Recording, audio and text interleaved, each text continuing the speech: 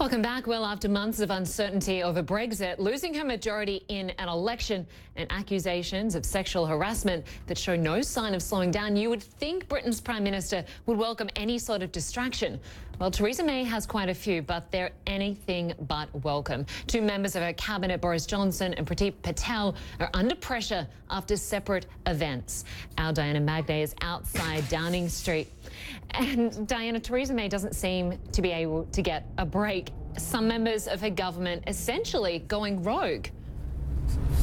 That's right. Today it is the International Development Secretary, Priti Patel, who's in the spotlight. She's been summoned back from a trip to Uganda to answer questions about why she didn't disclose meetings that she had in Israel on what she termed a family holiday. And all of that is overshadowing or certainly the turmoil at the top is not giving very much time to reflect on what is essentially a tragic turn connected to the harassment scandal in Westminster. Let's take a look.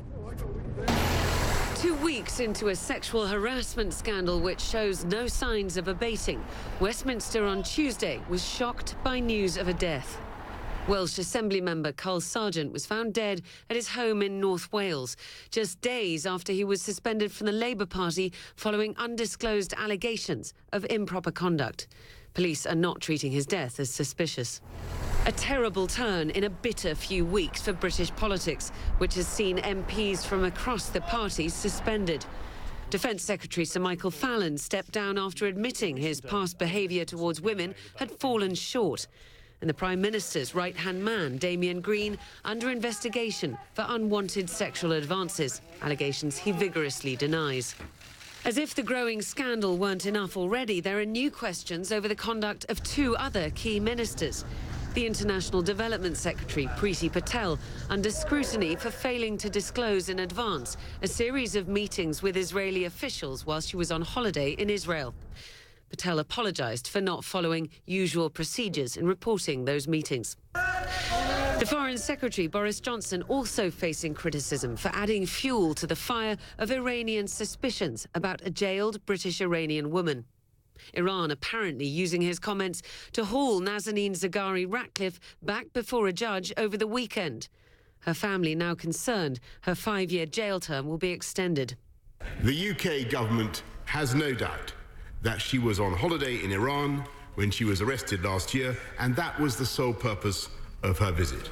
My point was that I disagreed with the Iranian view that training journalists was a crime.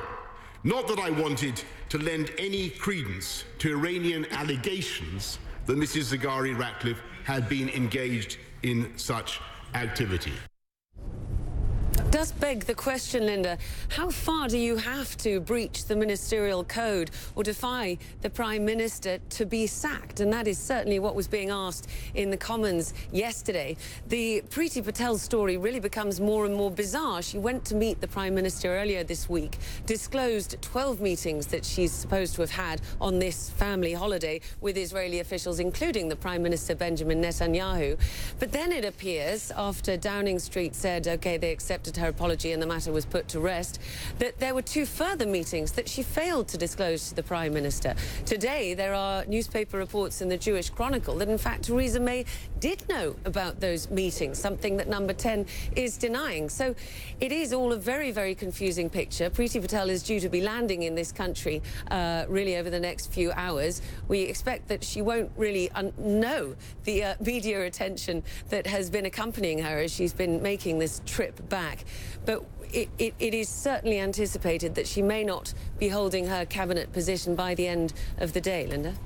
Yeah, you have to wonder how the Brexit negotiations are faring with all these scandals. Diana Magnay, good to have you outside 10 Downing Street for us. Thank you.